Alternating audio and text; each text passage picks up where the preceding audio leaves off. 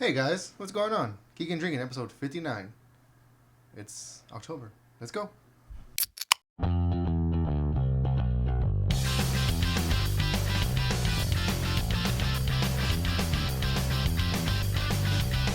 guys, and what's going on? Welcome to another episode of Geeking and Drinking. As always, I am Eddie. I am Steven. And this is episode 59. We're almost to 60. It's been about 3 years.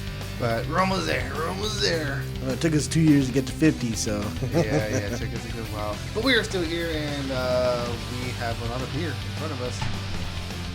And obviously, it is October, so, I mean, just a little thing. Orange lights, you got, setup. Shut up. Okay. Little Halloween setup here. Yeah. And of course, it wouldn't be Halloween or October without Oktoberfest beers, and we have a variety in front of us. So, but before we get to anything else, how you doing? But I can't talk to you anymore. You know we live together. I feel good. I'm pretty good. Just chilling. Just been waiting to do another episode. I've been waiting to start recording again. Well, not start recording, but record another episode and drink some more Oktoberfest, man. So usually we would get together before shows to discuss what we're gonna talk about. And I know for sure we'd do it this time. Hell no. But I know each of us have watched certain things. So just right off the bat, not getting into it, but what have you been watching? Well, something that I have been watching, or that I have already watched, that you just started watching, is Midnight Mass. Yes. From Mike Flanagan, the creator of The Haunting of Hill House and The Haunting of Bly Manor. He also did Dr. Sleep. He also did Gerard's Game, which is also available on Netflix. Yes, he's so good. I mean, he's just got that tone, and it's just it's a creepy tone, too. Yeah, I mean, as bad of a review that Dr. Sleep got, I enjoyed it. I liked it. It was real creepy tone. I mean, obviously it wasn't anything compared to The Shining. Yeah. But because obviously, if you're not aware, Dr. Sleep is supposed to be the sequel to The Shining. Yeah. And I thought it was really good. I really enjoyed that. I mean, I think I've only watched it 1.5 times because I started watching it and I fell asleep. Yeah. But, when I'm at home and I'm watching a movie, sometimes I just fall asleep. I've already seen the movie. If I just throw something on, it's kind of... Yeah, same here. I was earlier today, I was like, I'm going to watch something scary. So I put on, first I put on Halloween 2, the, original. And I was like, okay, I'm bored. Turned it off. And then I put on, what else did I put after that? I put on The Hills Have Eyes. Because I remember seeing the remake. I remember I was just so disturbed. I was like, I'm not in the mood to watch this. I know this movie gets pretty dark. I don't know what else. I turned it off. And then I even was like, oh, you know what? I think I might want to watch Jason. So I put on the new Jason. Credits roll. Yeah. And I turned it off. And then I put on, what did I put on? Oh, I put on Midnight Mass. But yeah, no, I mean, yeah, you're definitely right. I mean, we'll get into it more later. But just right off the back, I watched the first episode and I was like, this is really good. This is really good. Anything else? Anything else you've been watching? I know you did see. I haven't seen the latest episode yet, but definitely, obviously, What We Do in the Shadows. Third season's out. Dude, that shit is just going fucking full blown, full throttle, just freaking hilarious. Getting more, into all the other characters, because I feel like especially in the first episode, what's his name? The energy vampire, Colin Robinson. They didn't really do too much with him. Obviously he had that one episode where him and the other energy vampire, played by Vanessa Bayer, was. Is that in the third season? That was in the first season. Was it in the first season? Yeah, that was the very first season. I don't remember that. But this one, he's interacting a lot more, and then it's right now it's Nadia and right, what's his name? Yeah. And what's the main guy? Son of a bitch, I had it, but the main one are kind of butting heads because they're both the head council now, the vampires. Because spoilers, but aren't they the only ones left, pretty much? Yeah. And then obviously you got Laszlo and then Colin Robinson are just kind of being buddy, and there's one episode is I never really hung out with Colin Robinson before. It's fucking boring.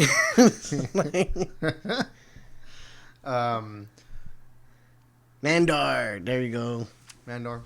Mandar. Well, I finished. I started and I finished.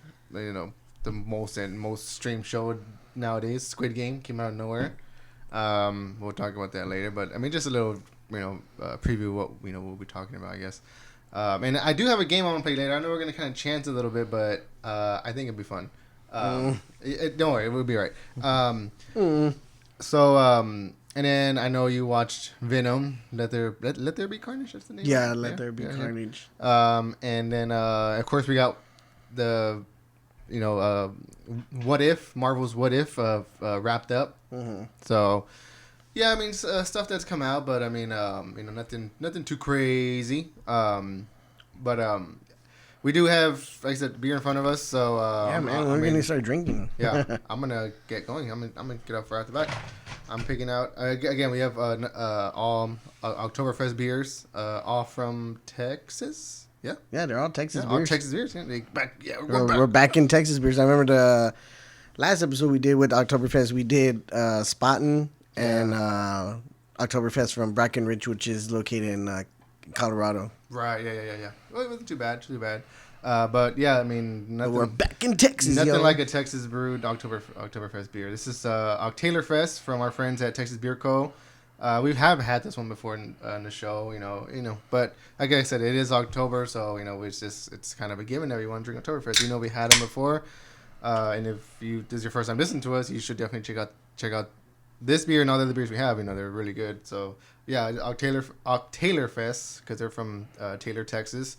Coming in at 6% alcohol. I think this is probably one of I think 6% is considered a little high. Well, not a little high, but I mean high, I guess, amongst Oktoberfest beers, because a lot of them fall between 5.6. I guess they're all in that range, but I think the strongest one we had was from Back on Turn, which is 6.3 or something. I don't know. That was last remember. Year. Yeah. But definitely. And if you don't hear me cracking one open, it's because I was drinking one before the show, and what I'm drinking is Oktoberfest from Live Oak. And it's called.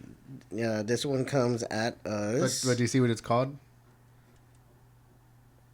No. Where? Right? I'm confused. Oktoberfest. Oktoberfest. Okay, Oktoberfest. There you go. And that's kind of cool though, because mostly, like we said, they're all Oktoberfest, but Texas Beer Co. and Live Oak, I guess, put their own spin on their Oktoberfest. October. What's the one from? This one's coming at a low APV, 5.8. Okay. Well, not. It's not like it's bad. Yeah, it's not like range. I know sometimes it does. It does, affect the flavor and the taste of the beer. But depending on what you're drinking too, the volume of the alcohol level doesn't really affect. Yeah, no. But I was looking at the cans right now, and yours is it's at the bottom. It says it's a Munich style fest beer. Which is a German word. I don't know what it roughly translates to, because I'm not German, obviously. And this one is a Marzen Lager, which I know a lot of Oktoberfest are Marzen. So I'm not sure if this one is, also the same, we need to even bring... Oh, you know what? You could use those glasses and we can compare the color. Yeah. Oh, yeah, we have these here. But yeah, like I say, it's... Usually around this time is when all the Oktoberfest beers come out, and it's a weak spot for us. I know we've definitely been wanting to brew our own concoction of an Oktoberfest beer, but it's given the whole 2-year pandemic we've been going through, it's kind of hard to do certain things. But we learn and we adapt, I guess. Excuse me. So yeah. I guess I'll get off of the back. Obviously, if you're tuned in, I guess this is also one of the biggest things talked about nowadays, which is, everybody is talking about Squid Game on Netflix, and even to the point where people who don't normally, I guess watch this type of show because it is it's a Korean it's a Korean a series, and it's all in it's all in Korean. So and I know how a lot of people feel about like watching foreign films, whatever. But I heard about it, and then I was like, let me watch the trailer. So I watched the trailer. I'm like, oh, this looks interesting. So one day I just decided, I was like, let me try it. Let me put it on. And I did put it on the the original Korean audio or dialogue, whatever you want to call it. I couldn't do it. I mean, like I said, I've watched foreign films. I mean, like one of my favorite. I mean, even though it's not a foreign film, but like a foreign language, like a lot of Inglourious Basterds is spoken in German, and so like I don't mind foreign language films. I couldn't, like, because I guess I wanted to watch the show as opposed to, because the show itself is just really like the set pieces on the show like are really cool. And I wanted to focus on all that as opposed to just staring down at the bottom of the screen trying to read what they're saying and try to read it fast enough so I know what they're saying, like. So I was like, man, let me try the let me try the audio dubbed version. And I will admit, the audio voice acting in it, I mean the English voice acting in it isn't all that great. It makes the acting, which the acting in the show is pretty good, but it makes the acting seem a little silly because of what they're saying. I mean, just because of how they sound as but it I stuck with it, and honestly, I as I went on, I didn't mind it because I was just captivated by the show and the drama in the show, just, I don't know, like it's a fun show. I think it's really good. I think there's one weak episode, which is the second episode, but it fits in with the overall narrative of the show of, like, I guess why these people are doing what they're doing. Okay. But that's about it. I mean, if you're going into it specifically for the Squid Games of the show, it is fun. But like I said, it's the second episode, it kind of steps away from that, but it jumps right back into it. And when it jumps back into it, like, it fucking jumps back into it, like because, like, so, I mean, have you seen the trailers? Have you seen? I've never seen the trailers. I mean, I've seen like little things here and there, and when you would watch it, and kind of just the premise of what everyone's kind of been telling me about it. Is it kind of true that it's like it's kind of like a similarity to like what the Hunger Games were? Well, I've never seen the Hunger Games, but I have heard that, like, people have been comparing it very lightly to Hunger Games, like. Because what is it with these people? It's like what is it? I know that they kidnap them or something. No, they're basically, like, a lot of people who participate in these games are in debt, and they seek them out and they give them the opportunity. Okay, but are they, like, so they're in debt, but, like, are they, like, in different, like, zones, like, this certain type of people? I'm not saying like type of people like this. These like certain regions or like different countries or something. No, cause so like in the Hunger Games, there's different what do they call them? Communities, and like each community is like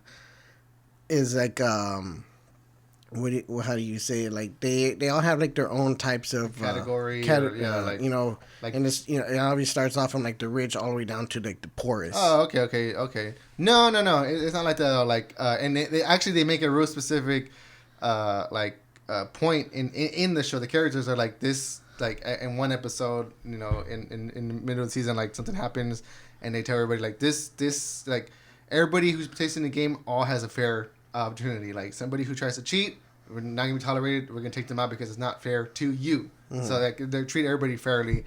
But majority, I think a lot of it is just like people from Korea. You do have a character that is Pakistan, and he's really good. But I think he like lives in Korea, so it's basically everybody in Korea. But no matter if you're rich or you're poor, you're a thug, you're not, you're a single mom, whatever. Like you're treated the same, and like they really make a point of it.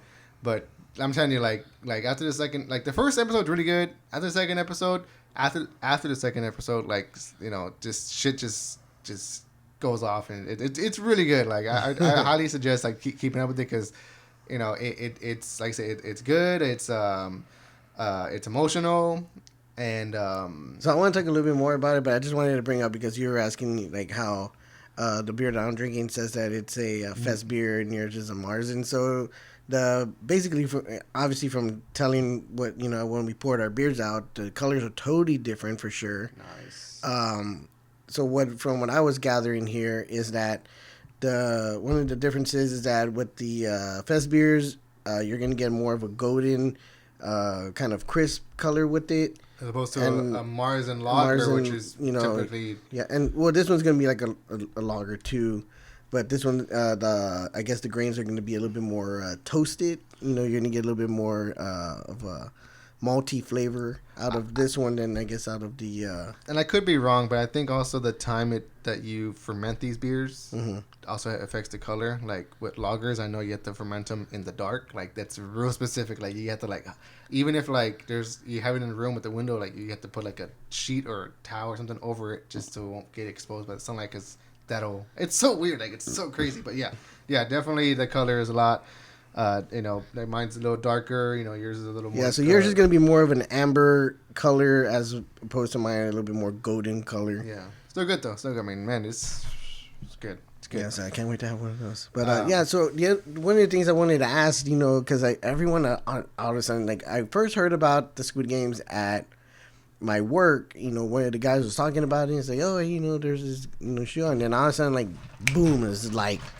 Everyone's talking about it. Even like at my wife's work, they're like telling her and like, "Oh, you should really watch this and this and that." And I think she tried, but she's just not really into the whole dub aspect of it. Because she just she can, like you said, I guess you can obviously tell from they're obviously it's Korean, but then when you do the English dub, it's just the mouthing of it, I guess, is just off or something. Which is weird because like didn't y'all watch that horror show, that French one that Marianne, yeah. And y'all finished that one, right? But that one it didn't look too bad. There were certain parts of it that you can actually tell.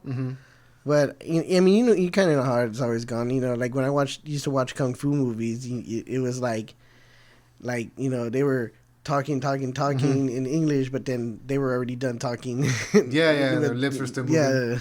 Yeah. So I guess that's like kind of one of the things that why she really couldn't get into it. Yeah, I will say this though, like after watching the the whole series with the English dub audio. Like I'll go back and cause I like watching reaction channels and reaction videos, so I'll go back and watch people reacting to these episodes, but they're watching them in Korean. So the voices are totally different. Like there was an old man in the show, and in the English one, like he has like this old man voice, and like I don't know, like, I fell in love with it. But then when you hear his actual voice, the Korean one, I'm just like, that's not him. That's not him.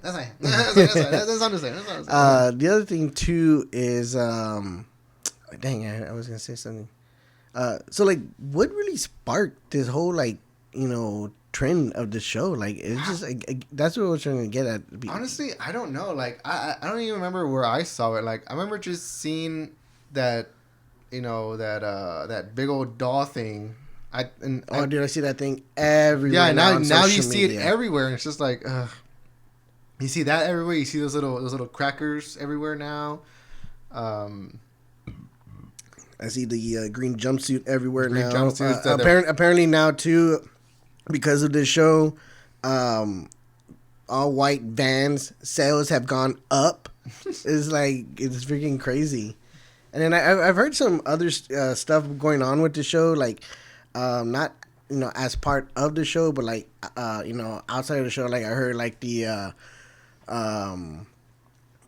South Korea or something like that was suing because there was too many views of this show. I didn't really get into it, but it was kind of like something I just like came across. And then I hear now too that the creator has no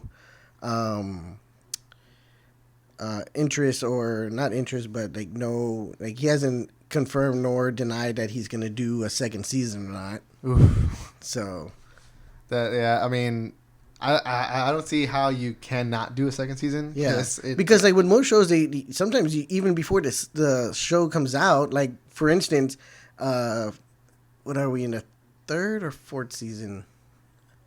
Fourth season of Cobra Kai hasn't even come out yet. It's going to come out in the beginning of January. Mm-hmm.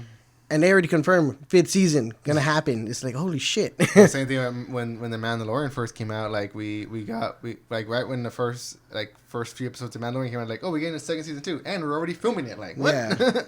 I mean it's pretty crazy. Same thing with What If. Before the whole series finished, they were already talking about doing a second season. Yeah. But I mean I don't know like. Yeah, there has been a lot of I guess quote unquote drama outside of the show, but I mean, like, I don't know, like it's, and the thing is too, like I'm not sure if it's a Korean show that Netflix bought the rights to so where they could stream it on their platform, or if it's a Netflix original, because it says Netflix original. Mm-hmm. So I'm just like, and people keep saying like. Like the whole thing about South Korea, suing. I'm just like, well, it's a Netflix original. You're using all Korean. I don't know. Maybe if they're suing because of the streaming, kind of the same situation that was going on with like Black Widow and all that. Mm. I didn't really read too much into the maybe that might be it. Like they just didn't realize it was gonna blow up that much. And now that it has, they're trying to get a little those rights, or some of that royalty. Mm-hmm. So, I don't blame them, dude. I mean, because this thing is everywhere. Yeah, it's becoming one of Netflix's most streamed shows. I guarantee you, this Halloween, that's gonna be like the simplest costume: green jumpsuit and white Vans. We should when we're here giving out candy. We should whenever someone. Although, if I was gonna dress like anyone from that show, it would be those pink dudes with the mask. Oh yeah, the workers. Yeah, and there's a whole thing with them too. Like it's pretty crazy. I'm saying it's a good show. It's a good show. But yeah, I mean, I would like to see a season 2, but I think I'll probably watch it just to kind of see what's going on. Mm-hmm. I know you'll like it. I know you'll like it. Like I said, I would recommend the English version because I didn't mind it.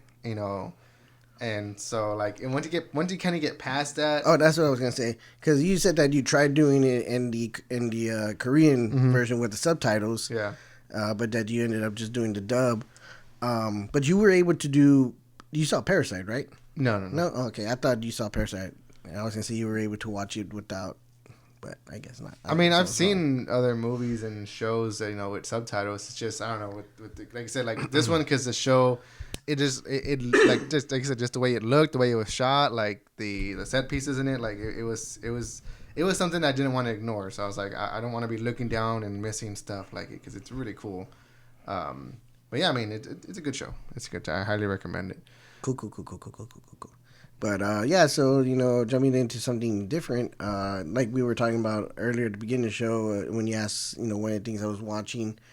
One thing that I would recommend watching that you just started is Midnight Mass, especially for the Halloween season. Like if you're looking for something to kind of watch that's a little, mm-hmm. creepy and, spooky, I would definitely watch it, dude. It's really good. I know you watched the first episode. What you think so far?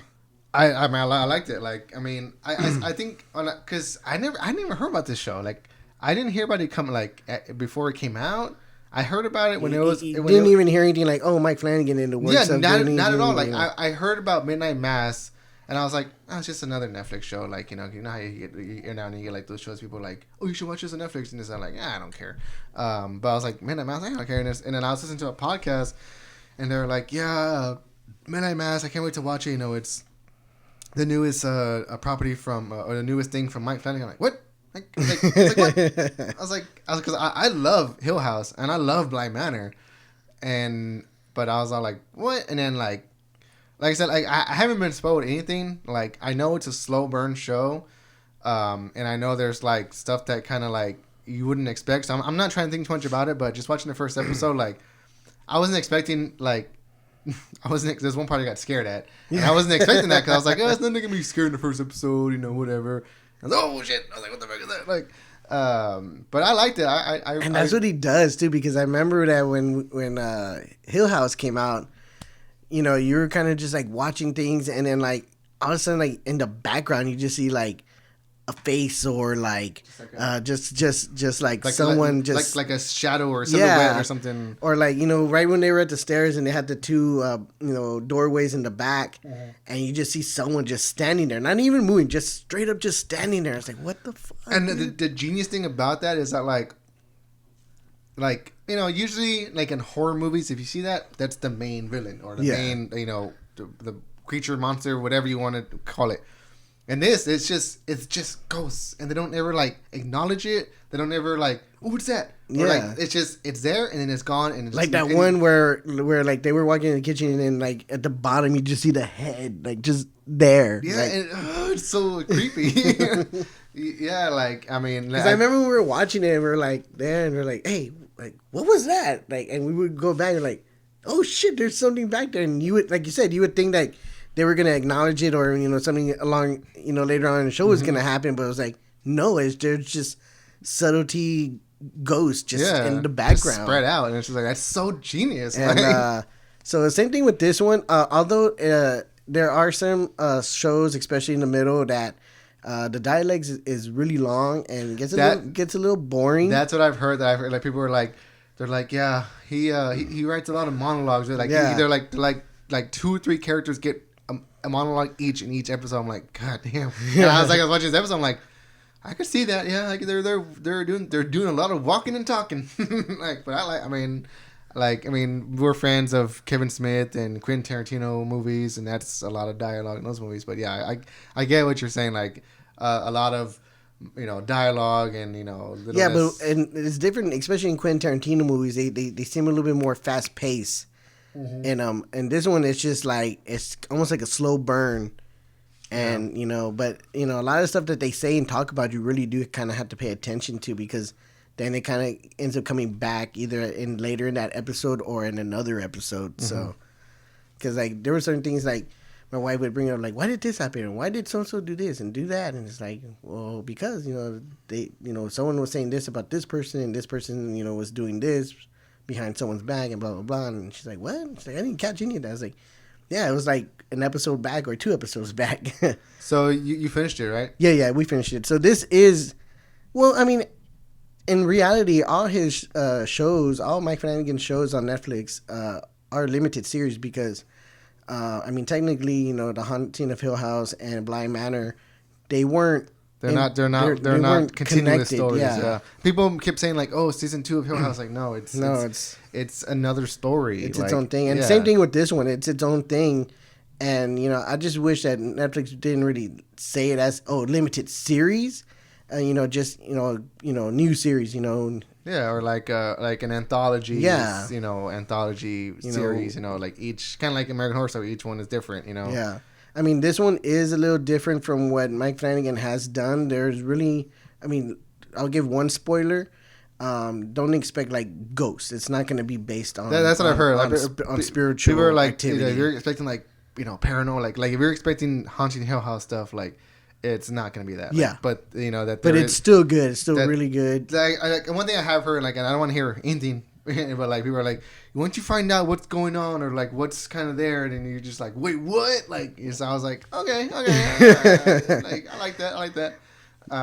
But I think I'm kind of getting some vibes of what it might be based on where they live and what most people in that town do for a living. So that's all I'll say. Yeah. But I will definitely tell you you're gonna hate but love that one chick. The religious one. Yes. So I'm definitely excited. I've seen it. So what I want to ask you, since you've seen all 3 of these, you know, Mike Flanagan seasons of different shows, which would you say is your favorite? And you know, I'm still gonna have to go hands down Haunting of Hill House. Hill House. Yeah, okay. I mean, it was just so original, so great.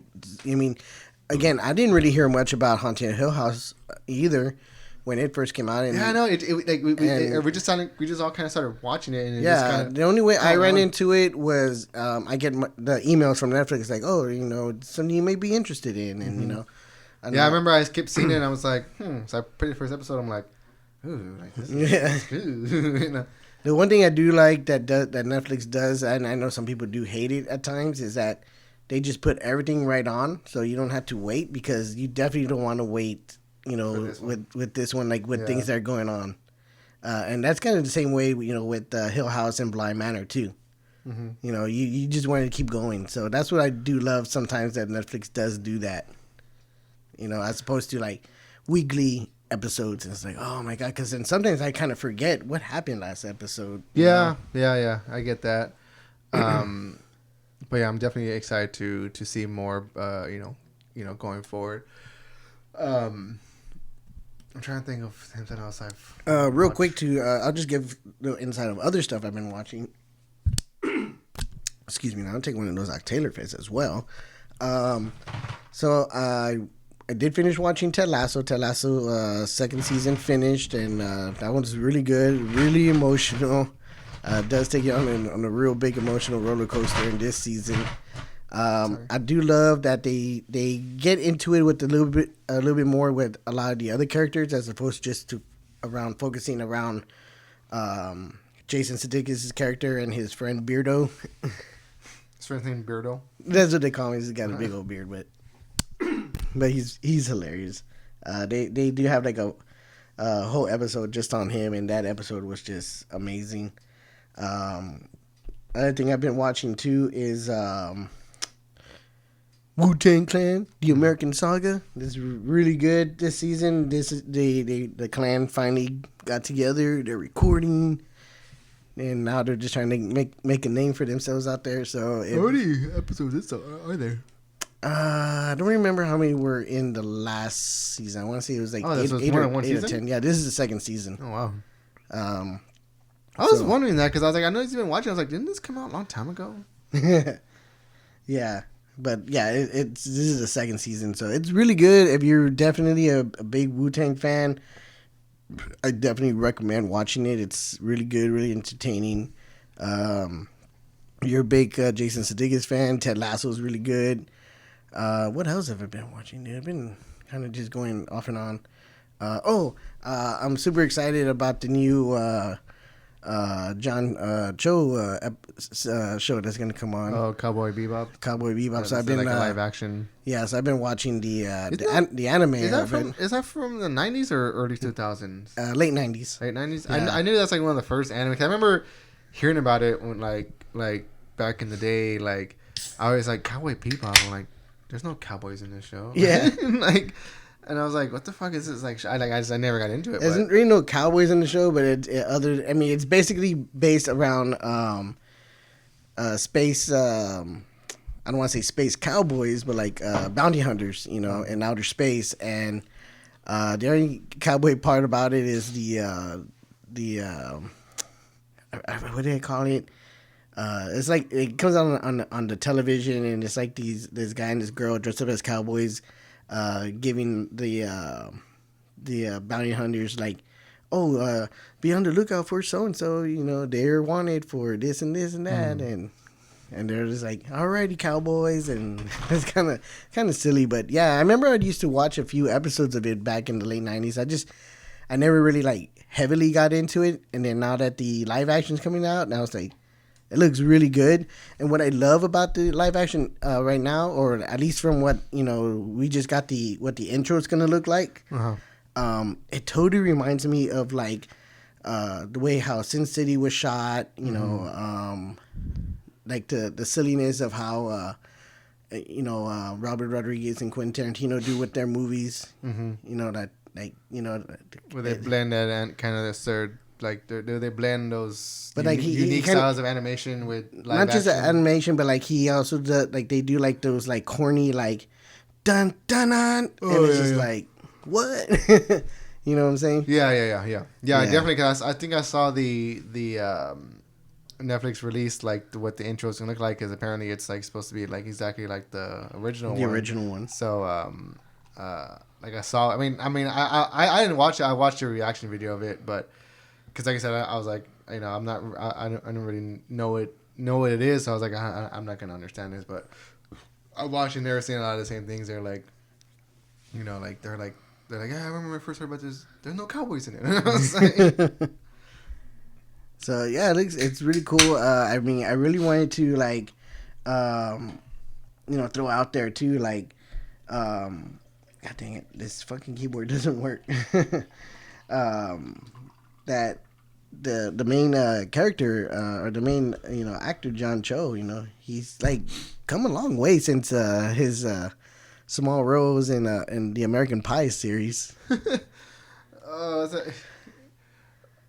I remember the part he's all like, where like it has Stifler's a picture of Stifler's mom, and he's all like, he goes to like he's gonna like put it his face. His friends are like, "What are you doing, man?" He's all go. And I was like, "Shut the fuck up." And then on the second one, he's the one that pees on Stifler. Yeah, he's all like, "Finch." He's all shake my hand. No, I can't because he has to pee. Yeah, I remember that.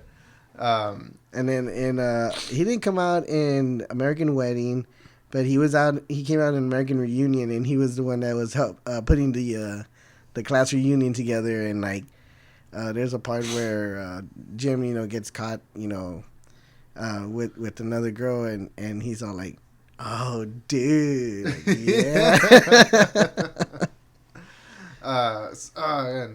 Sorry I keep yawning. I mean, I work crazy hours, so but I just Steven got his Oktoberfest, which is looking nice and dark, and I busted out another Oktoberfest we had, which we've had on the show before, and this is Southern Star Brewing Company's Oktoberfest, German style fest beer. I was gonna say, it's funny, we got the fest beers over here and the Marzen over there. And then speaking of which, I know we were talking about like the alcohol. This one is 6.25, so it's a little higher than the Oktoberfest, but yeah, definitely check that out.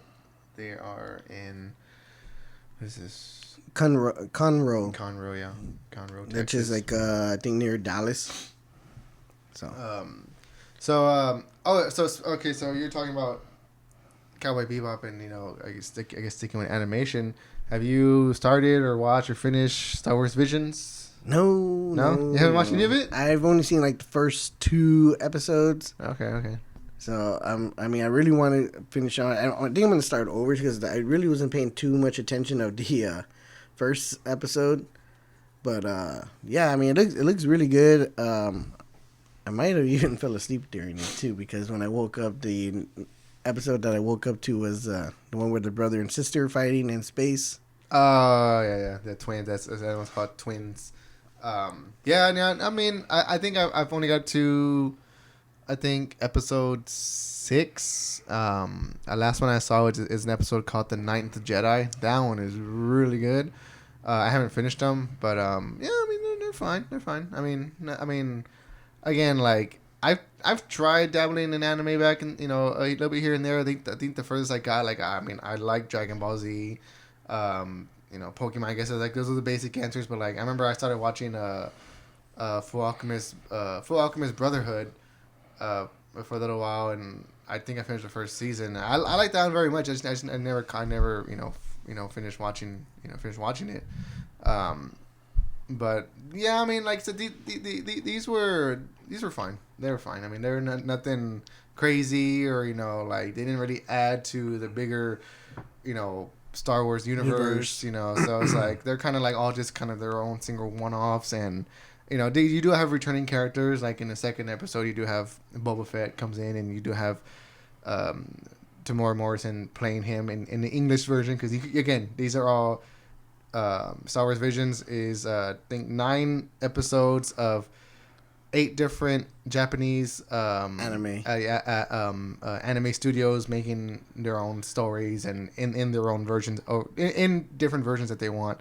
So they don't really tie into the bigger Star Wars, like timeline or anything like that. They're not canon with anything that's going on right now. So like like the original audio is Japanese, but since it is animation anime, like you could watch it in English and it really wouldn't throw you off. Like I watched the English ones, and like I said, you have Neil Patrick Harris doing the voice, you have Joseph Gordon-Levitt's doing the voice. You have Tamora Morrison. You have a lot of people. The guy who played Shang-Chi does the voice in one of the episodes, and it's a good series. Would I go back and revisit it? Probably not. Hmm. Whoa. Sorry. So sticking with kind of animations and stuff. We got the what if. Yes. What'd you think about that? Okay, first of all, okay, so I forgot what was the last episode we talked about in the show. Party Thor. Was it that one? Yeah. Because I remember I told you, I was like, oh, like wait, you see, like wait to the end of it, like you like, I mean, but you said you liked that episode, right? I don't remember. Because I remember I didn't really, did. I didn't really quite enjoy it. I was like, okay, this is silly, it's fun, whatever. And in the end, we got obviously spoilers. We got we got Ultron with the stones. I'm like, wait, what? And then so the last 2 episodes are pretty much taking off from there, and I loved it. I thought they were fucking incredible. Not only in the episode before, was it episode 8, like where they set up, the last episode, like, but I also like, the last one where it pretty much like, like you would think each episode is something different or like their own little thing, which kind of like the Star Wars vision, which they are. But it's nice to see at the end, like, okay, no, like we're gonna find a way to tie them all together, and I'm like, or bring them all together, and I'm like, that was cool, and just being able to see things that you normally wouldn't, like, that you probably, okay, being able to see things that we haven't seen, that like you probably wouldn't have thought about seeing, like, and I will give a spoiler here, it's part of a fight scene. Oh, we're just gonna do full spoilers. Okay, yeah, we're gonna do full spoilers. Okay, so like in the last episode, one of the best things that I saw was where you have Captain Carter and with her shield, and you have Black Widow with the Red Guardian shield, and they're both attacking Ultron with shields. I'm like, double shields, and then I was like, that's fucking cool. And then you have like Thor throwing his hammer and Doctor Strange like multiplying them. I'm like, what the fuck? This is so cool. So like I loved all that. Like I thought that was amazing. I will say though, like, and a lot of people have been saying like it was weird that we got 9 episodes, because it really feels like one episode was cut for some reason, which would have been the Gamora episode, because that one did, like at the, in the last episode he's just like Gamora, like champion of something and killer of Thanos, and like she has his armor, and she like. And I was just like, and his weapon, yeah, and his like double-bladed sword, yeah. Kind of thing. And I'm just like, okay, when did this happen? Like, how come we're not gonna tackle this? But I don't know why. Like, I don't really see why they would cut that episode if they even did. But either way, like, I really love the last 2 episodes for sure. Yeah, I'm definitely gonna agree with that. I definitely did love the 8th episode with Natasha and Clint. So I really do want to ask you about that. What did you think as far as that went? Because obviously what happened in game, mm-hmm. And then we get a different version, sort of different version of this in this What If animated. How did you think? What did you think about that? I actually really loved it. And I know the chick that played that the whoever was voicing Black Widow Natasha in What If wasn't Scarlett Johansson. Yeah. But whoever was voicing her did an amazing job, because it's like you didn't even miss a beat. Like you don't even second guess. You're like, oh, this is Natasha. This is her. And so like I liked it. Like I liked that whole reversal. I liked that it was in the location of Civil War. Like. And you get some amazing shots, along the way. I thought it was really good, and then like I thought it was really good. I just thought it was kind of not weird in a bad way, just weird because like the last episode pretty much ends with Natasha, like her world is destroyed, so the Watcher takes her to the world where their Black Widow was. Yeah, where Hank Pym killed everybody, because remember the last 2 were surviving was Captain Marvel and Captain America. Like I didn't accept that at first. I'm like, I just thought it was just a random world, but I was like, oh no, it is that world, because they're the only 2 ones that are there.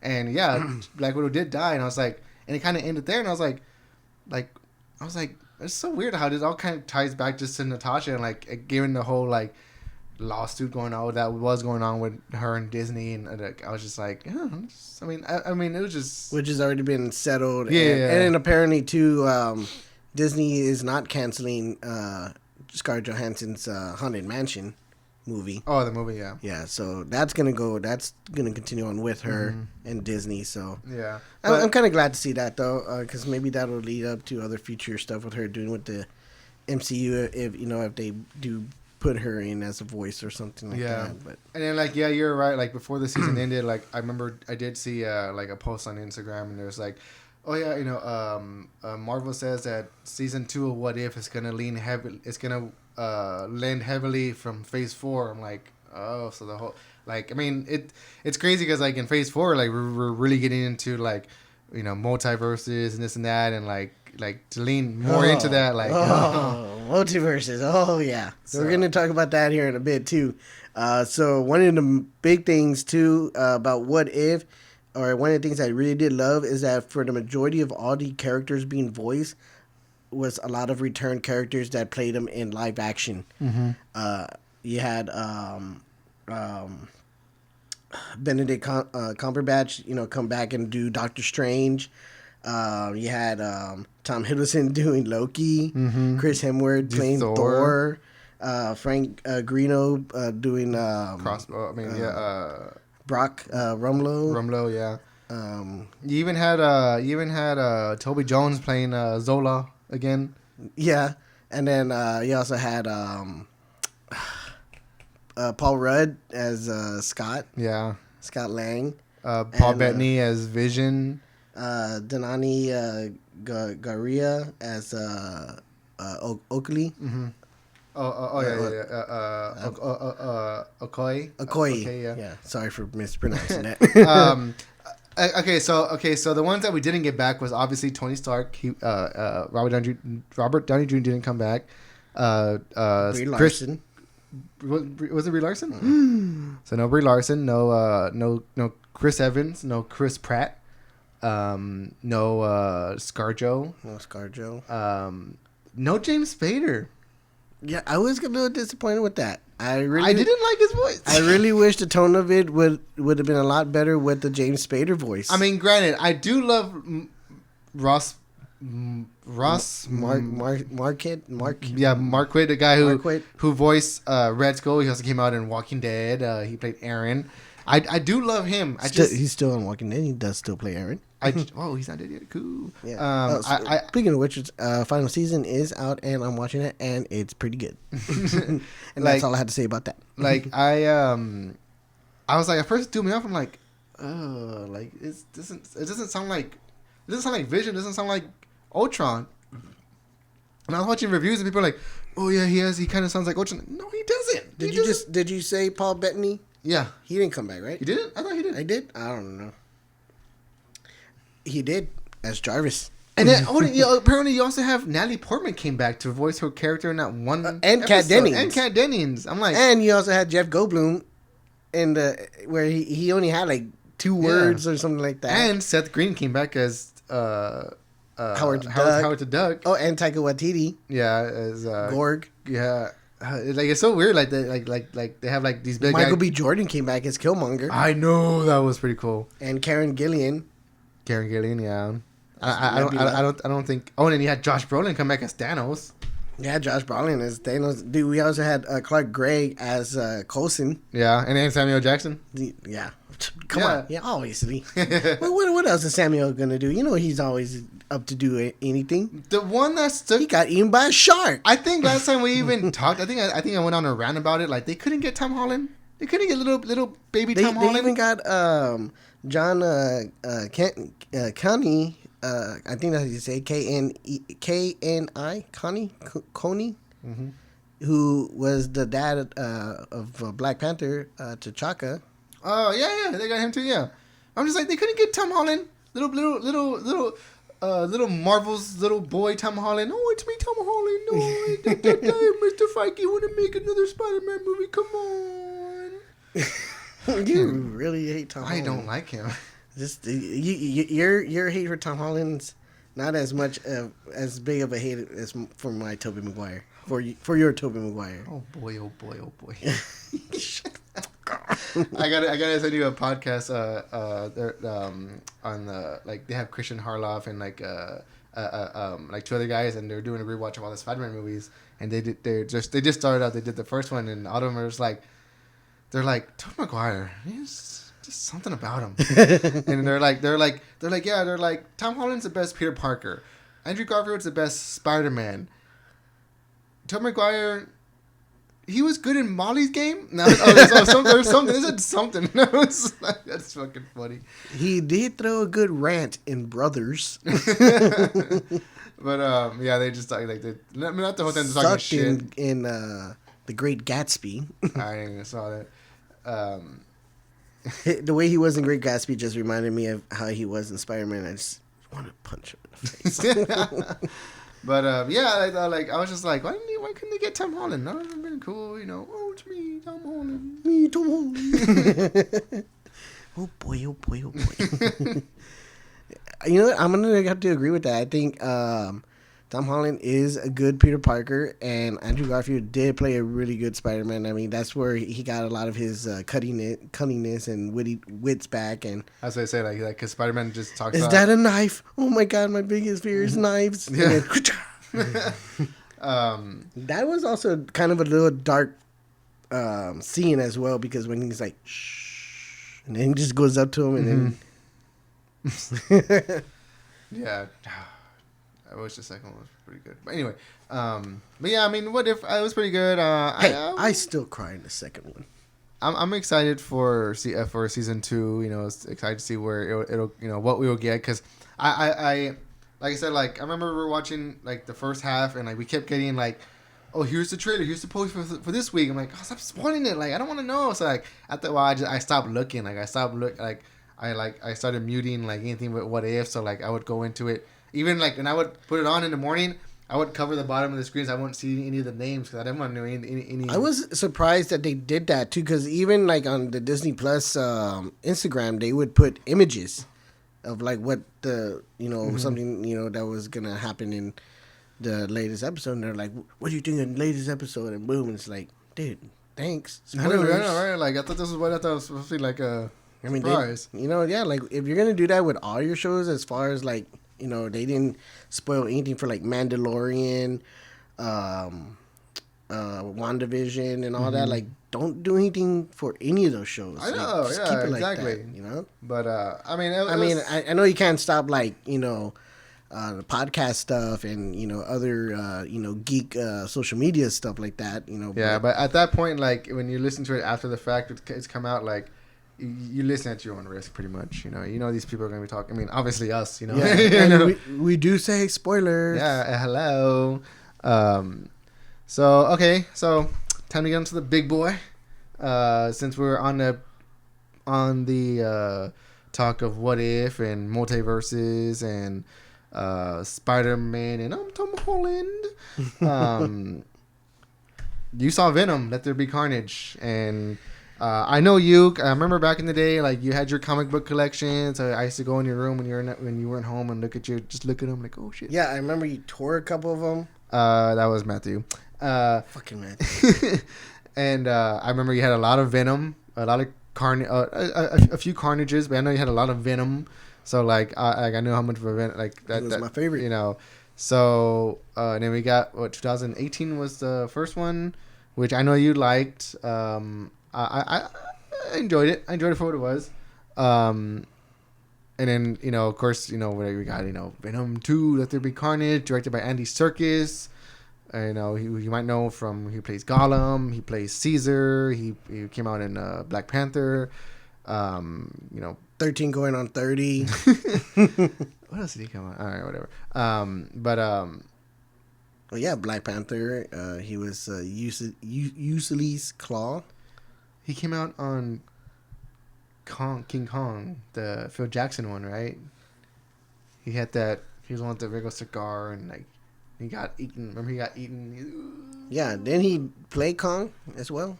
Oh yeah, he did. Yeah, exactly. Yeah. So okay, all right. The Carnage. Venom. Let There Be Carnage. And I was PG-13. Yeah. I hear that they really pushed the lines for PG-13. When we see Carnage, it's pretty violent, or as much as violent can be. I mean, and Carnage. It's also a short movie. Very short. Super short. One thing I did love about it gets straight to the point, which I really like. I hate having to drag it on, just keep dragging it on.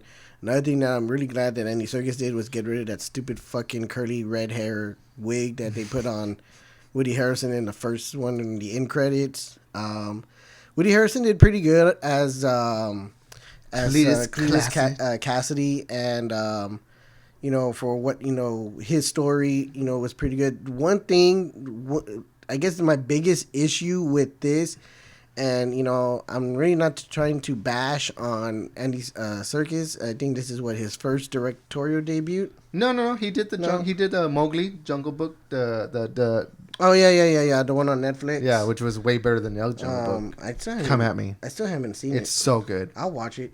I'll compare it because I'll admit I wasn't a big fan of the live action. I think you like this one. It's a lot more darker and it's pretty good. Which who directed? Wasn't it Jon Favreau? Yeah, and he did Lion King. Yeah.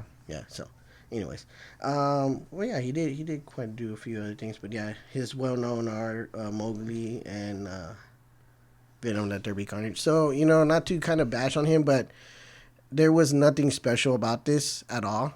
I was kind of really expecting a little bit more from Andy Serkis, but definitely there was really nothing special at all. And unfortunately, I feel that he did take a lot away from other comic books or other comic book movies. I do feel that there was some Deadpool vibes in there. There were some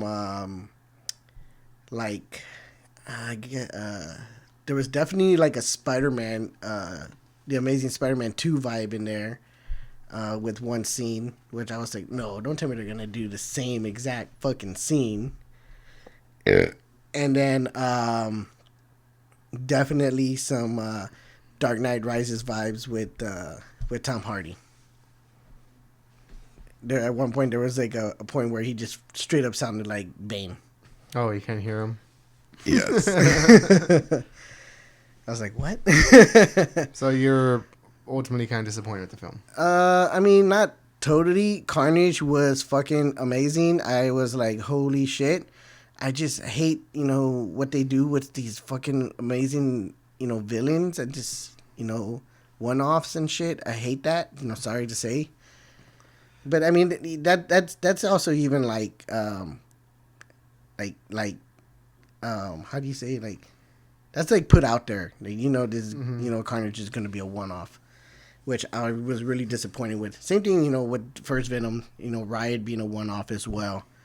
I wish they would, keep these characters in a way that they can still bring them back in future films. So, I mean, I guess we'll get into it whenever you could spoil it, but just continue because I do want to get into spoilers. But the effect of Carnage himself and the the way he was portrayed was pretty much spot on of what you would expect from Carnage in general, and I really liked it, really loved it. I mean, there were some like how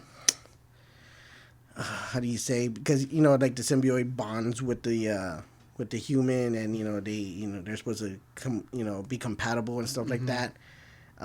They kind of like put it out there that Carnage and Cletus Cassidy were not compatible, like stuff like that. But so interesting. Yeah. All right, well, I want to be excited about this movie. I loved it. I watched it. I did want to see it.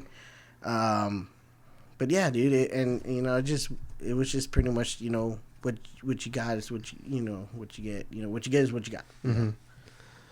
Well, like I said, I didn't see the first one in theaters. I saw it when it came out, on Redbox or video on demand, whatever you want to call it. And I enjoyed it. I wasn't like too ecstatic about it. I was like, okay, it's kind of silly. They were never definitely a lot of silliness in this one. Okay, so one of the silliest scenes in the first one was the whole lobster scene where he jumps into the tank and he's eating the lobsters and he's trying to keep cool, all that stuff. People were to say like, if you like that part in the first one, you're gonna love the second one.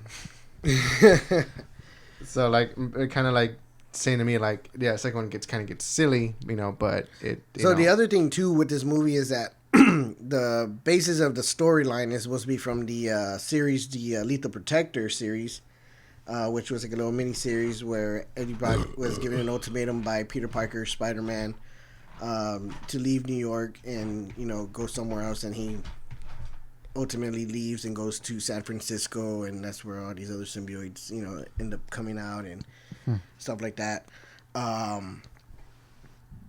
So in this movie he does portray that I am the lethal protector of this city, and it's like, call me the lethal protector, and it's like, you're like, oh, he said it. Yeah, like repeatedly.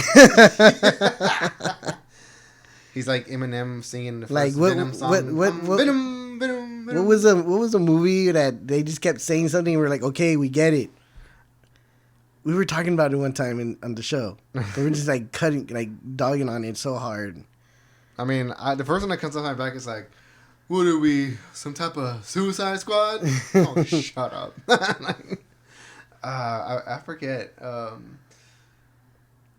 I can't remember, but I know there was something like, it was like, okay, we get it. You're. Imagine if every movie had to have that line.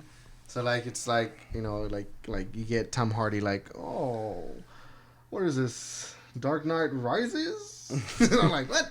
Like, or like say like you get like Kylo Ren like, you are not the last Jedi. Mm-hmm. What? I don't know. He did say Last Jedi. He did something. It's time to end the Jedi or something or some shit. Like, I don't know. I just feel like who directed the Deadpool movies? The first one was what was his name? What was his name? The name? second one was David Lynch. Tim Miller. The second one was David No, not David Lynch. Something Lynch. David Leitch. Yeah. He who did the John Wick movie. One of the John Wick movies, I think. First one. Yeah. And Hobbs and Shaw and Atomic Blonde. Ooh, I love Atomic Blonde. I don't know. I just feel like if they were gonna do like a Deadpool kind of tone to these movies, they should have just gotten one of those directors to do the Venom movie, and I think it would have been really good. Really good.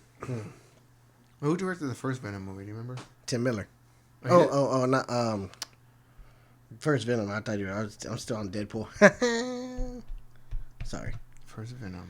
First Venom. Venom. Was it? Ruben Fletcher. Oh, Fletcher. Ruben Fletcher. Oh, okay, I would never got that. What has he done? Superstore. So, like again, Zombie Double Tap. Oh, okay. That one wasn't that great. I mean, we'll brush through this real fast. I mean, I'm not gonna see the movie in theaters. I mean, I just I'll wait for it. So I remember, and this is the part where we're gonna go into spoilers, and believe you me, there is one heavy spoiler. So if you do not want to know, I'm warning you right now because I'm speaking in my big boy voice.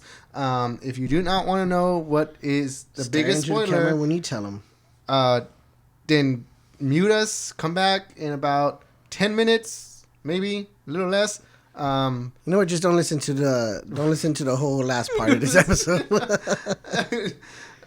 Yeah, we're gonna get into it. So this is your last warning. If you do not want to know the biggest spoiler of this whole that came out of this Venom movie, get out of here right now because we're gonna talk about it. Okay, are you gone? Okay, I didn't hear you. Okay, if you're still here, oh well. Yeah, you're still here. And if you're still here, just like me, I didn't watch the movie, but I heard about because I remember hearing reviews before this movie came out, and people were like, "Oh, the post-credit scene, man! Oh, it's a game changer! It's the biggest thing in the world, man!" I was like, oh, like I'm not gonna go see this movie in theaters. I'm just gonna look it up online. So, can I get one of the oak ones? So, that's what I did. The movie came out, and I looked up the post-credit scene online, and I'll let you say what it is, but I'll just say off the back. Okay, so Venom overcomes his fear of things, and him and Tom Hardy get compatible, and movie ends, credits roll. We get the credits. We don't get an Eminem song at the end of the through the credits. Once the first of the credits end, we get an end credit scene, and it's Eddie Brock laying in a hotel bed talking to Venom. I mean, not physically, but in his head, talking to Venom. He's saying stuff like, I guess what is he kind of saying like how do you know these things or something? And he's all like Eddie, like I have knowledge of the vast cosmos beyond what your little mind can comprehend. And he's like, I can show you, and just like, okay. And then he's like, okay, and he's like, all right, were you ready? And then all of a sudden you just get Tom Hardy like, yeah, like everything just kind of starts like glitching. Everything around, like everything just starts glitching. Like, but if you don't really also notice at the same time, even it's even affecting Venom, because Venom's kind of like, yeah, which I would say that right off the back, like that kind of like is a little misleading, because like Venom just said, okay, are you ready? And then it's just like, so like you assume that it's Venom doing it, but after said thing happens, Eddie even says, what was that? Was that you? And Venom's like, no, it wasn't me. And then cut to J. Jonah Jameson, played by J.K. Simmons. J.K. Simmons, who came out in the Sam Raimi Spider-Man films, Tobey Maguire. Who reprised the role on the end of Far From Home, Spider-Man Far From Home. Mm-hmm. It's the same scene, same reporting. Is it the same thing? Yes. I gotta watch Far From Home again, because I thought it looked different to me. But it looked the same. It sounded different, because it sounded like he was talking to like a studio audience and they were laughing or some shit. I don't know. I could be wrong. No. But, they were watching something after the report finished. Okay. And what do we get? A picture of Tom Holland Spider-Man. Oh, it's me, Tom Holland. I'm in Venom. On the screen of J. Jonah Jameson saying that who Spider-Man really is, and Venom just like, he's all him, and then like licks the screen, and it's just like, what? Okay, so I will say that I was a little meh, because I'm like, what else? I mean, again, I don't know. I was just like, people are like, this is a game changer. So I'm like, oh, so they're going to show Tom Holland. Like, I'm going to be honest with you. I really was not thinking that, just because I know a lot of stuff that's been going on with, like, and everyone's been like, they had to do Venom and Spider-Man together. It's going to happen. It's one of those like, no, it's not. Like, shut up. And then I know, like, Disney was like, no, it's not going to happen. I know even Sony was like, no, maybe possibly in the future. And then there were talks of it, like, that Tom Hardy said that, yeah, there is going to be a Tom Hardy and Tom Holland Venom Spider-Man confrontation that's in the near, sometime in the future. But we were thinking like, okay, that's going to be after MCU right, yeah. After the events contract ends with, of using the character of Spider-Man, and Sony gets him back, kind of like full blown. Okay, and so if you don't know what's going on by now with the whole Spider-Man stuff, and if you haven't seen the trailer, No Way Home, No Way Home, yeah. Sorry. Which is coming out in December, which now I'm really super excited to watch more. Dude, I mean, even after watching the trailer, I was like, oh, dude, this is gonna be fucking awesome. And that was just the first trailer. Imagine in November we get the second one. I'm pretty sure we get the second one around Thanksgiving. I'm not gonna watch it. No. I'm not. No, I'm gonna avoid it as much as I can. I really do not want to watch it. I just want to just go to the movie because I mean I feel like stuff has kind of already been spoiled here, but maybe not. And then after the Venom movie came out, then there was even reports that supposedly Andrew Garfield and Tobey Maguire do have 40 minutes of screen time in the new Spider-Man movie, which again, Andrew Garfield even said himself like, "Oh no, it's not happening. I'm not in this movie." He goes, "It doesn't matter whether I'm in it or not. You know, it's gonna suck anyways. You know, people are gonna either hate it or like it. You know, which is true. You know, people are either gonna hate it or like it." And yes, that's cool. And I mean, I don't know. What do you think? Okay, what do I think about what? About like with everything. I mean, you know, are we gonna get a Tobey Maguire and Andrew Garfield in the Spider-Man movie? Obviously, I would love it, and I feel a little, I guess confident because it's MCU backed, but Sony has made this mistake one too many times before. Putting multiple villains in their movies, and especially with Amazing Spider-Man 2, like they really, really fucked that up. Putting the cart in front of the horse of like, we're doing Sinister Six, it's gonna happen. Here's what's going on, and it just didn't work. Like, and again, no, they also fucked up with what was going on with Andrew Garfield and Sony. Because I know he wanted to come back and do a third Spider-Man. Yeah, but and again, same with Spider-Man 4, with Tobey Maguire. Like, like not that they were gonna have a Sinister Six, but like Sony, like stepped in and kind of like was micromanaging and kind of ruined it. Like, how many times are we gonna let I know it's a big thing out there, like studios doing interfering, but it's like Sony, you should fucking know better. Like. But again, like I said, like I'm more confident because it is MCU backed. They're working with Marvel Studios, and yeah, the trailer, like I'm super pumped for this for this movie. Hearing that Doc Ock laugh, hearing the Green Goblin laugh, seeing Doc Ock, supposedly Electro and Lizard, Sandman yes. Okay, so now that we know that this that Venom is a possibility of either being in No Way Home or that they're gonna do some kind of cross for sure. Are we even sure that was Lizard supposing that one scene? I'm not convinced. Like I would like it to be, but I'm not convinced. But what if it was Venom trying to come at? See, and again, like just again, like with this post-credit scene, like Venom is a Sony movie that's not MCU backed. So I'm just okay, but then look at Morbius. Morbius is a Sony movie, but they're bringing in Michael Keaton's character who was in. I fucking hate Sony so much. Like in yes, Coming you're Home. right. You're right. Yes, you're right. But just like fucking Sony, like that's my only thing is Sony.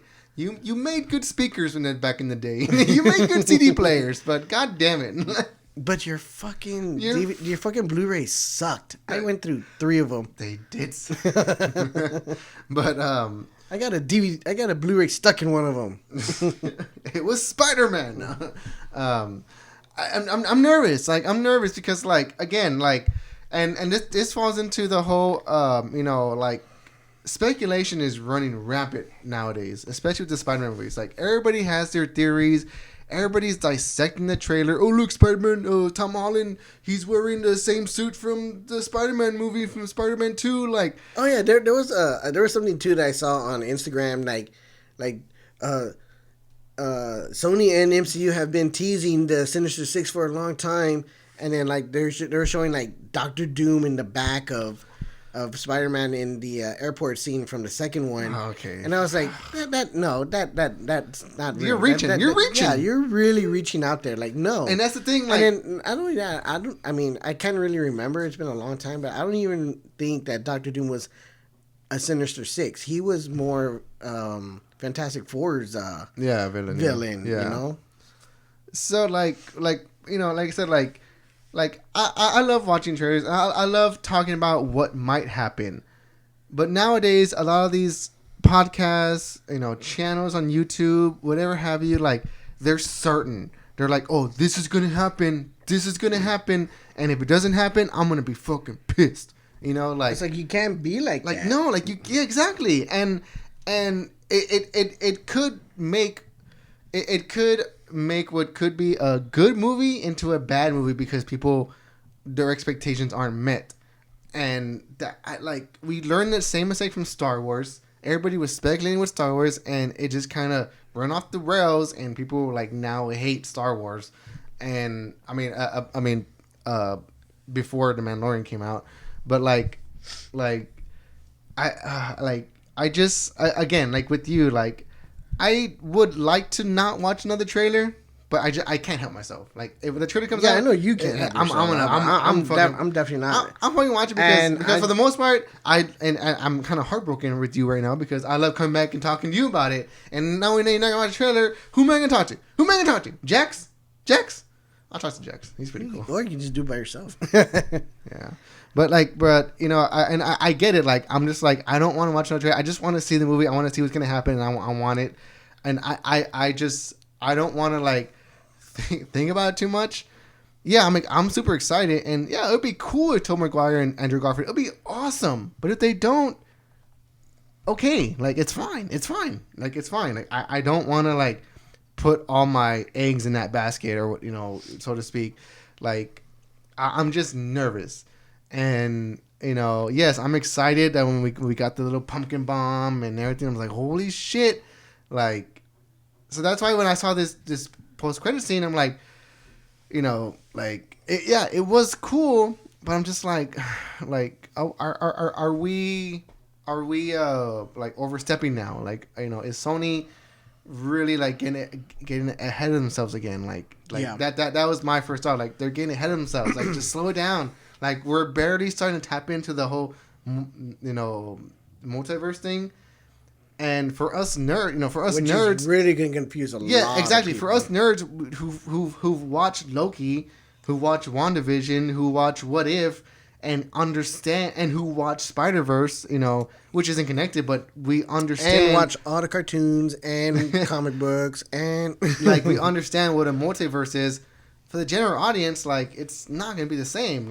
You're really asking a lot of them if this is what we're going to do right at the back. And even then, that same podcast I was telling you about where they're talking about Spider-Man, they were talking about this new Spider-Man, and one of the guys all because Christian Holder was asking him okay, well, can I ask you do you think Kristen Dunst will show up? Oh yeah, definitely, yeah, she's showing up, yeah, she's showing up. I'm like, stop putting that out there. To be honest with you, no. I would not be. I mean, if she did, it'll be fucking cool. I mean, I kind of hope they don't. I really hope they don't really bring back Kristen Dunst or Emma Stone to reprise the roles. Not because I don't think that they did good or anything like that, but just because I just feel like it's really not going to serve any vital part to anything. Yeah. The main thing I really would just want to see is all fucking 3 Spider-Mans fighting together. You know who I wouldn't mind seeing now? Bryce Dallas Howard's Gwen Stacy. No, but they're talking I think James Franco's gonna show up too. He's not gonna fucking show up. James Franco is canceled in Hollywood right now. He's not. Yeah, I was gonna say there's a lot of stuff going on with James Franco. They're not gonna stop putting that out there in the world. You're adding to the fucking problem. It's fun to speculate. But don't say with absolute certainty, oh yeah, this can happen. No, this is gonna happen, and then this is gonna happen, and they're gonna do this and do this. You don't fucking know. You don't know. None of us know. I don't fucking care. You don't know.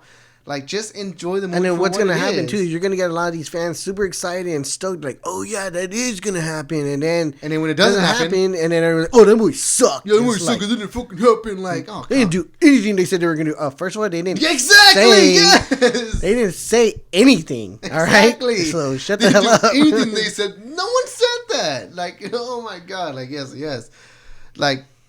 And the studio literally didn't come out and say, "Oh yeah, this is totally what we're gonna do." Yeah, you know. So they prepare, and it's no, they didn't say anything. That's the whole point of this, and that's what gets us excited about it and why we love talking about it is because when something does happen, we're like, holy shit, that is fucking amazing. Again, I was not expecting this to happen with the end credit scene of Venom. I'm not gonna lie. The one thing I did think, and I don't know why I was thinking like, oh, it could be a possibility, is that they're gonna do a Deadpool and Venom crossover. That would be cool. You know, because I know they're two different also things too, because Deadpool was Fox and Venom is Sony. But I think that would have been cool, you know, because the whole, you know, Venom pool. See, like, stuff like that would have been a post-credit scene out of left field. Like, people were like, oh, this post-credit scene is, like, so amazing. Like, is Tom Holland? It's Tom Holland. Yeah, it is Tom Holland. Like, it would have been like, is Tom Holland? What? Deadpool? What the fuck? Like, that would have been cool. But that's what I'm saying. Like, this whole thing was kind of, like, a little predictable. And, yeah, it was cool to see. But it's just, like, what's going to become of it?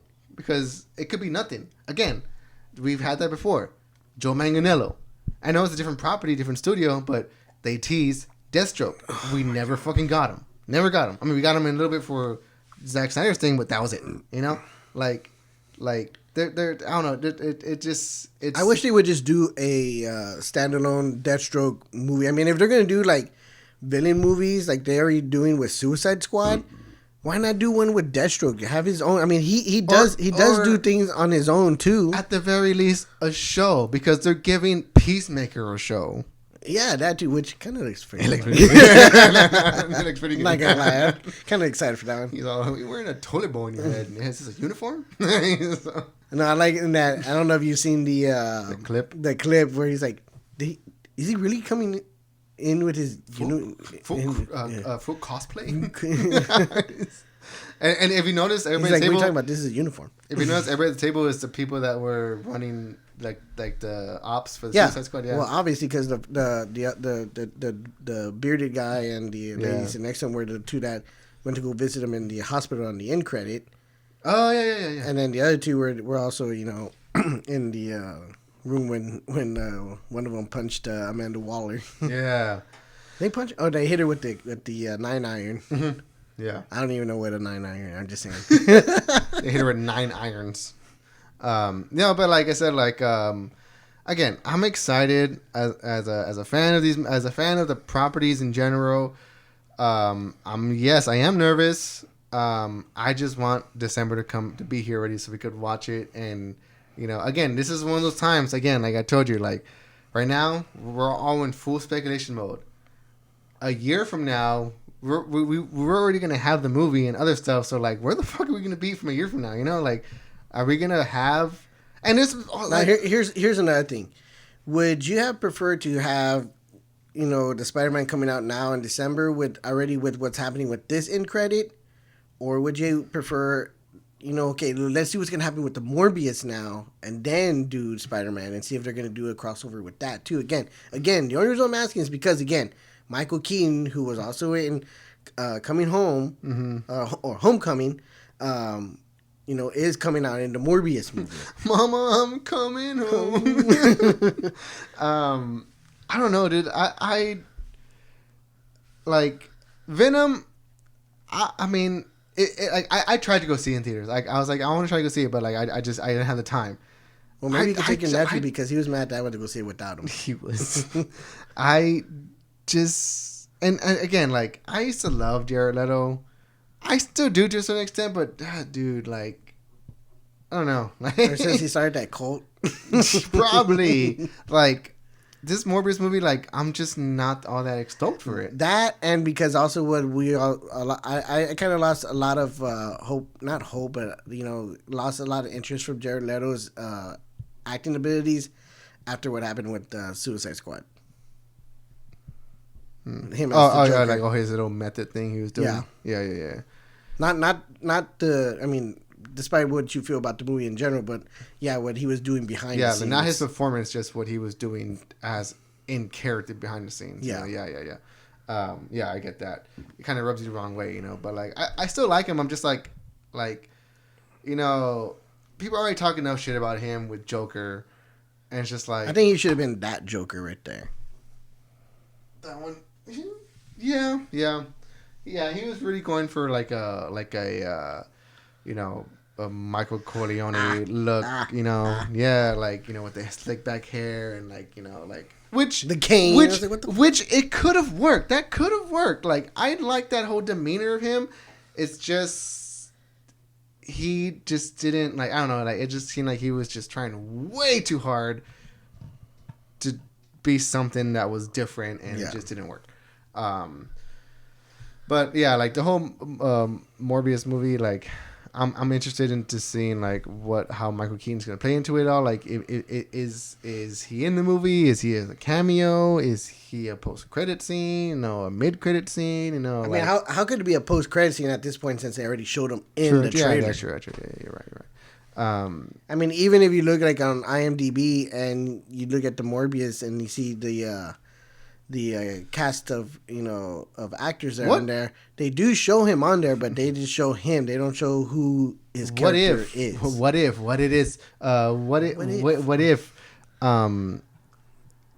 that's a result of the multiverses splitting? You know, like he's in this universe. That's how he got out. That's how he gets there. He's all like, and he knows other things like, you know, we're gonna put together a team. You know. Yeah, but Morbius wasn't part of the team.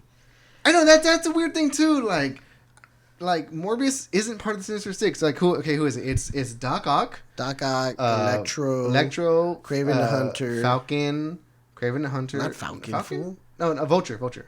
Yeah, Vulture. Kraven the Hunter, Rhino. No, not Rhino. Shocker, Mysterio and Sandman. See, so like again. Doc Ock. Alfred Molina. Hold on. Doc Ock, Kraven the Hunter. Don't have him yet. Oh yeah, we have him. He's Aaron Taylor Johnson. Yeah, well, we haven't gotten a movie yet. Yeah, or anything. So Doc Ock, Kraven the Hunter, Vulture, Michael Keaton, Electro. He died in a Homecoming. He was that black dude. Remember? Electro. Jamie Foxx. Jamie Foxx. Oh, I'm thinking of Shocker. Yeah, you're right. Yeah. Mysterio, Jake Gyllenhaal, who people say like he's not dead, and then Sandman, and then which is the dude from George's Jungle. Yeah. who? Oh my God, such an underrated villain. Can we say that? Dude, I mean, I know you hate Spider-Man 3, but yes, such an underrated villain. He was good. Not used to his expectations at all, especially for the actor that they picked for him. Best part of the movie? Topher Grace. Oh my God. No, I know you hate Topher Grace. No, I love Topher Grace. No, I know you hate Topher Grace in that movie. I hate Tobey Maguire. Oh boy. I love in Spider-Verse. He's all like, "Oh, we don't talk about that." I mean, and that's another one too. We're gonna get the second one next year, man. I mean, talk about a movie that just came out of nowhere and was just like, dude, I think it was really good. I mean, even my son, we both came out and we were like, "Oh my God, that was so amazing." I mean, yeah, no, that's a great movie, but again, all these speculations. People are like, "Oh, like what if there's a scene in No Way Home where like he's jumping from multiverse to multiverse and you hear Spider Pig?" I'm like, "Shut up!" Like, that would be no. funny though. You hear John Mulaney. My hand's wet because I watched it. to be honest with you, I'd rather hear Spider-Noir. Nicolas Cage. He's I'm gonna try to figure out this weird cube. Or like people are like, what if you see Jake Johnson or just like that'd be cool. I'm like, I mean, because he looks overweight. What was I saying? Well, in the Spider-Verse one, he was overweight. Yeah, his version of Spider-Man. I love that part. He's all Aunt May died. My girlfriend left me. This and that, and I took it like a champ. He's not crying in the shower. So funny. Oh, okay. So, kind of jumping up to something else, and I think this will probably be the last thing we talk about. Keeping in the MCU. I like how we got to a big old Spider-Man right there. That's pretty cool. If you guys stick around, that was a good conversation. Sticking into the MCU, because another actor, Caitlin Hahn, she played Catherine Hahn. She was the voice of Doc Ock in the Spider-Verse. She was the female Doc Ock. Just got announced from Disney Plus that she is going to get her own Agatha series. And I mean, it was covered all day. Like, I mean, yeah, like you got a variety, you got a bunch, like, so it's legit, you know. So I was like, and again, talk about another actress that, you know, and she was just like barely a secondary character in other movies, who has come a long way. a lot of people, at least for me, I first remember her in Step Brothers. Damn! I remember her from 10 Things I Hated. How to Lose a Guy in 10 Days. Damn, that's Heath Ledger, dude. No, right? no. How to Lose a Guy in 10 Days. That's Matthew McConaughey. And, what am I thinking about? 10 Things I was gonna say 10 Things I Hate About You. Yeah, that is Heath Ledger. Oh, okay. So you were, you know, but I messed up. Oh, okay. I was thinking of How to Lose a Guy in 10 Days. Oh, okay. So what do you think? I mean, good for her. I mean, obviously, you know. Yeah, I mean, I guess if we're not going to get a WandaVision season 2, you know, I guess that's the next best thing. I mean, I would love to dig more into her background. Like, you know, she's obviously a witch, you know, and she's, you know, I would love. I mean, we got Doctor Strange, you know, who's a sorcerer, so it's kind of. I guess this would be like an opposite to see a witch's perspective, and kind of like, you know. And she's such a good actor. I mean, she can play so many roles. She could play that, you know, silly, you know, over the top role. I mean, she was even in Anchorman. You know, she had the big old hair. She was the one. You know, Ron Burgundy will read anything that he put on the teleprompter. Anything. And then again, you know, damn. he's all say golden pony boy. Oh my God, you're amazing. And then you know, she goes into Rose. You know, and then obviously, you know, the Moms movie. God damn it. Bad Moms. Bad Moms. You know, she was freaking hilarious in that one. Yeah. I really think she stole it from Mila Kunis in that. Yeah. But then, you know, then she goes on and you know, does other really good roles. I really suggest you watching in anyone. If you have HBO, Mrs. Fletcher, she was really good in that movie. I mean, show. And even then, like, I mean, she was great in WandaVision. Yeah, she was really good. So yeah, I mean, I'm good. Yeah, good for her. Good for her. I mean, I'm obviously I'll watch it. Would it be my first choice? Not really, but I mean, I guess again, good for her. I mean, like. Any way to keep her in the MCU is dude. She was freaking hilarious in Parks and Rec. Oh yeah. What the hell was that? Those were our children. Oh. Ew. Yeah, she's like ew. Yeah. But yeah, like I said, like, you know, if anything that came out of WandaVision, it would have either been her or not Monica Rambeau. Right, that was her name. Yeah, Monica Rambeau. Yeah. It would have been either one of those two shows, but it looks like Monica Rambeau is going to be pretty heavily involved in or the Marvels. The Marvels. Yeah. So that's good. I mean, like I said, anything to keep. Which I think I saw somewhere that one already finished wrapping up too. Miss Marvel. That's good. Yeah, that one. Oh yeah, the show. The show. Yeah, show. Yeah, we haven't even gotten a thing. Oh, we haven't even talked about the Hawkeye trailer. Remember that? Came out about a year ago. No, I was kidding. I'm excited. Can't wait. Want to watch it? Cool. I mean, I'm only asking because, I mean, you model your hair and your dragons after Hawkeye himself. Dude, I love Jeremy Renner. I'm a big fan of his. I loved him when he was Gamble and SWAT. You know, even though he was the bad guy. Yeah. I loved his Bourne movie. His was really good. I loved him in The Hurt Locker. He's fucking amazing in that movie. What about Tag? And that's funny though. He's in The Hurt Locker, and we have Hawkeye and Falcon / Captain America in that movie. Oh, he was in that movie too? Yeah, Anthony Mackie was in that movie too. He always plays a military guy. Yeah. He played a military guy in Eagle Eye too. Oh yeah, that's my first roles I've seen him in.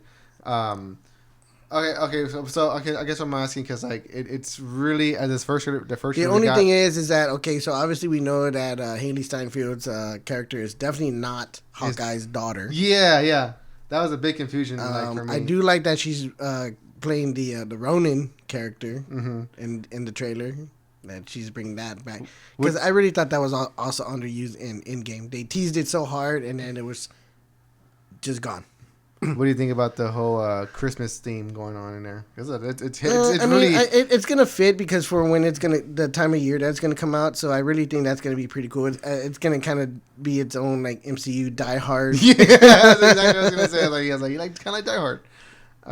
But yeah, it looks pretty cool. I mean, I'll definitely excited for that. So around that time we'll be getting Hawkeye, and then we'll be getting Book of Boba Fett around the same time. Maybe we get Hawkeye, and then it'll finish, and then we get Book of Boba Fett. Hopefully. Yeah, which I know you're not excited about, but yeah. Well, I'm excited about. I mean, I just feel it's just a little too late, for it. But yeah, I'm excited about it. I mean, I wish they would have given them the show like when he was, a little, younger. Because I mean, I don't know what's his name. Tamora Morrison. Yeah, has really done, ever since the Star Wars prequels. Right.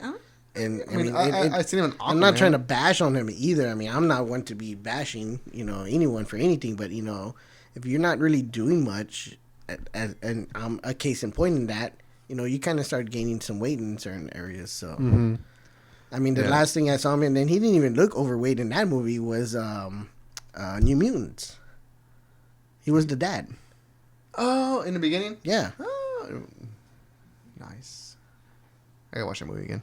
But yeah, I mean, we'll see what happens in December. But yeah, I think that's about it. Oh, I wanted to play a game. I guess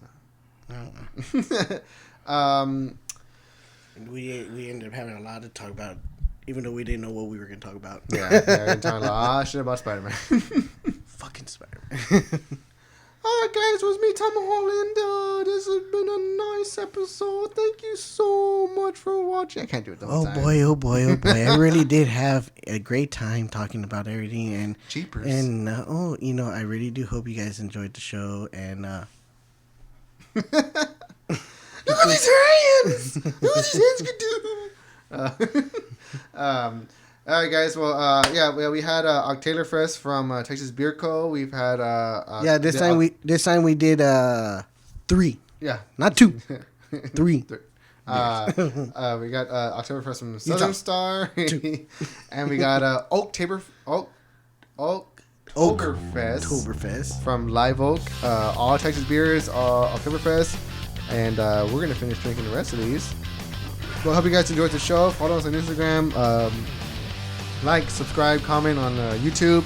Follow us on Spotify, Apple Podcast. Excuse me. We're not on Apple Podcasts currently. We're still figuring that one out. We're still not on there? No, we're only... We've had downloads from there. Really? Because all our audio is pretty much based on Spotify. But, okay, well, find us on Spotify then.